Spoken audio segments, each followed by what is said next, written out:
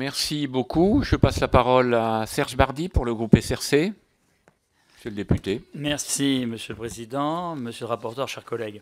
Nous examinons aujourd'hui le projet de loi relatif à l'économie sociale et solidaire présenté par notre ministre Benoît Hamon.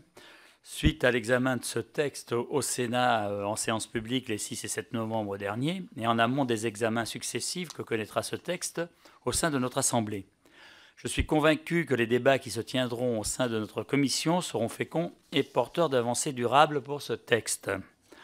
En février 2013, j'ai eu le plaisir d'accueillir notre ministre de l'économie sociale et solidaire dans ma circonscription, en Maine-et-Loire, pour une série d'échanges de points de vue et de propositions avec des acteurs engagés dans l'ESS.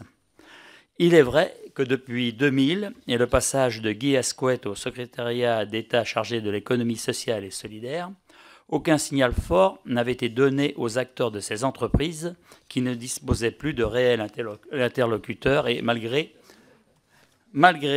les 10% de PIB et les 2,4 millions d'emplois qu'ils représentent. D'ailleurs, à ce titre, en Pays de la Loire, c'est 13% des emplois, alors qu'en moyenne nationale, c'est 10%, et c'est plus de 150 000 emplois qui sont dans l'économie sociale et solidaire. Voici donc revenu à nouveau l'ESS, et ce texte est une manifestation évidente dont je ne peux que me réjouir. Je proposerai au cours de notre discussion 9 amendements que la quasi-totalité de nos collègues commissaires du SRC, du développement durable et aménagement du territoire, ont souhaité accompagner. La prise en compte des aspects environnementaux et des logiques de proximité nous intéresse particulièrement et fera l'objet d'échanges intéressants au titre de l'article 9 et de l'article 49.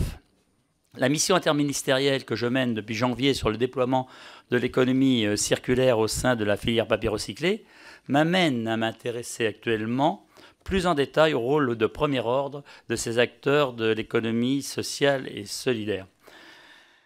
D'ailleurs,